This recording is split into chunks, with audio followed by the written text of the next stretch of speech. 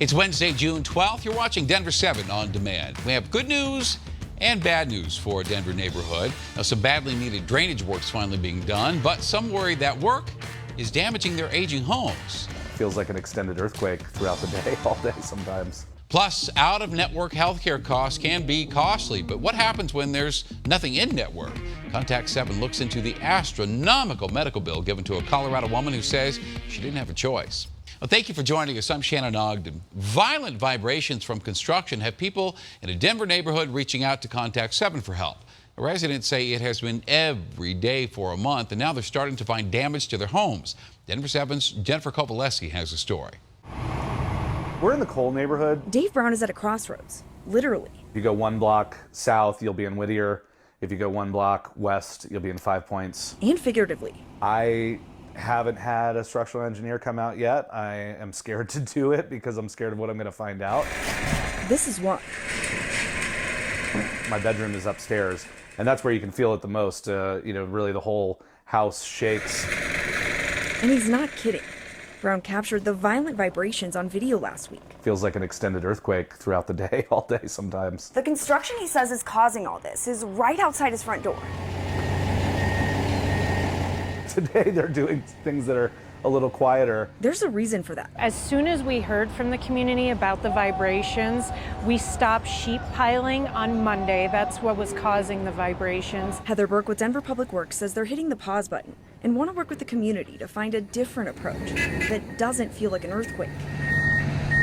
When you do that type of work, it is a huge undertaking. The city is installing a massive underground stormwater system here at MLK and Marion, an older neighborhood with an older infrastructure historically prone to flooding. That's really bad right here. But with cracks already popping up in its drywall. This is the window frame. Brown's bigger concern is the long-term damage to his aging brick foundation. I've got to imagine that there's starting to be some damage in the foundation that I can't even see. In Denver, Jennifer Kovaleski, Denver 7. Well, there are only a few days left now to weigh in on the future of Columbine High School. Jeffco Schools is considering asking the community for between $60 and $70 million to demolish the old school and build a new one. The superintendent supports the plan. He says the current school attracts people obsessed with the sad Columbine story, and that the number of people trying to trespass on campus has never been higher. Now, the school is taking public comment until Friday. You can find a link on a survey about this right now on thedenverchannel.com. The city of Sheridan has become the latest Colorado community to sue opioid manufacturers, including Purdue Pharma. Now, Sheridan, a town of just over 6,000 people in Arapahoe County, filed this lawsuit yesterday, claiming manufacturers fueled the opioid epidemic, which the lawsuit says is prevalent in Sheridan. Here's a quote from the lawsuit. Purdue set the stage for the opioid epidemic by introducing a drug with a narcotic payload many times higher than that of previous prescription painkillers. That's OxyContin. While executing a sophisticated, multi-pronged marketing campaign to change prescribers' prescription of the risk of opioid addiction and to portray opioids as effective treatment for chronic pain. That's the end of the quote there. Now, we've seen this before in Colorado. Back in October, Denver and 16 other communities sued opioid makers for fraudulently hyping the drugs. The Colorado AG's office filed a similar lawsuit in January.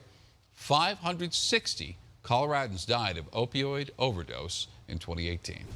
The cost of health insurance continues to be an issue here in Colorado, in fact, across the country. But when a woman got a 5-figure bill following a recent hospital visit, she wanted to know why she was responsible for so much. So she reached out to Contact 7, and Megan Lopez went to work. Carrot.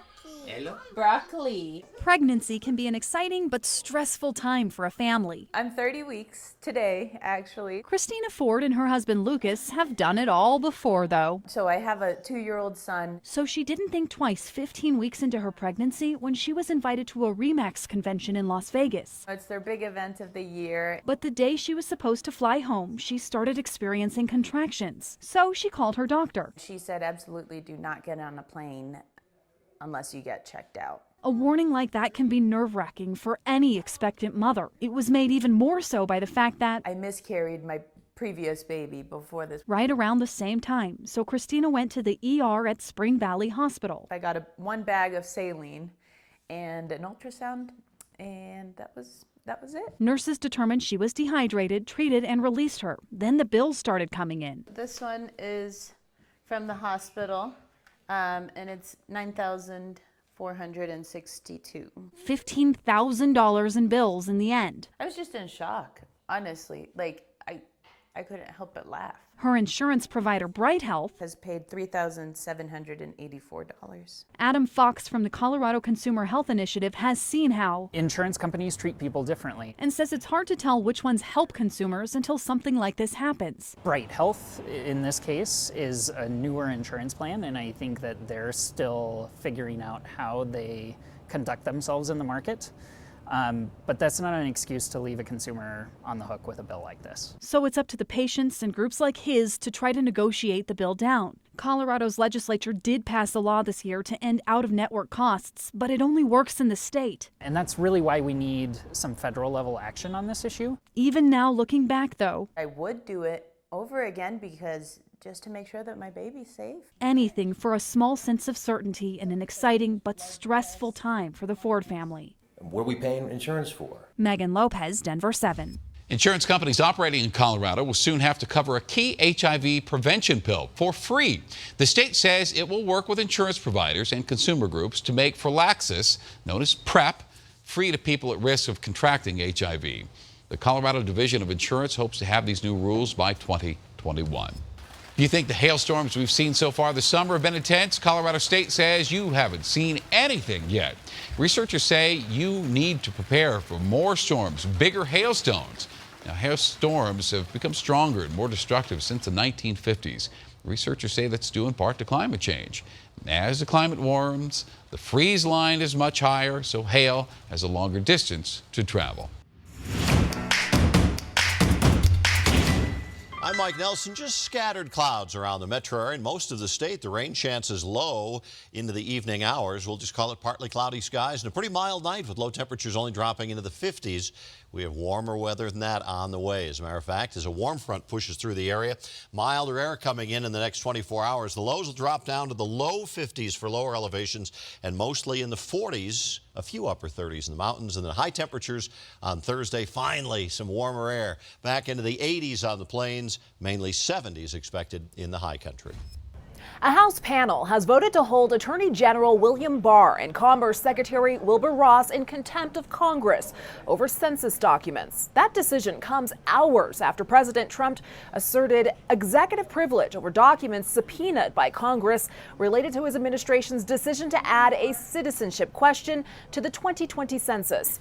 Barr and Ross are being held in contempt for failing to turn over the subpoenaed documents.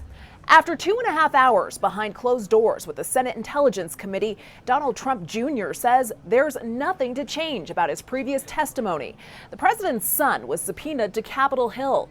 We don't know exactly what was said this time, but we know his previous testimony concerned a Trump Tower meeting with a Russian attorney who offered information about President Trump's opponent, Hillary Clinton.